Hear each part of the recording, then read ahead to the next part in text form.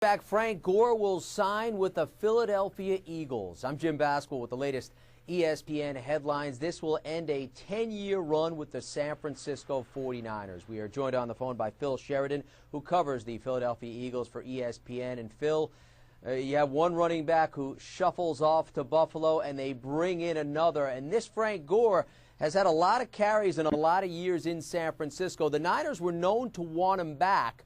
So what led to him ultimately opting to go Philadelphia's way?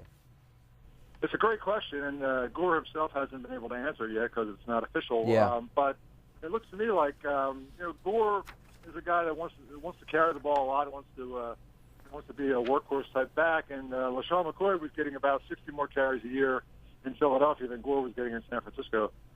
Chip Kelly is committed to the run. The Eagles run the ball a ton. And someone's going to get those carries. And, my guess is that between Jim Harbaugh leaving and maybe creating a sense that things aren't going to get better in San Francisco and Philadelphia being a place where Chip Kelly has the Eagles on the rise, that combination with a big workload would be enough to attract Frank Gore. Do you get the sense, though, Phil, that this is going to be a running back by committee situation? I mentioned a lot of carries over the last decade in San Francisco for Gore, and Chip Kelly likes to use multiple backs. Do you get a sense that he's not done with regards to the running back position for the Eagles?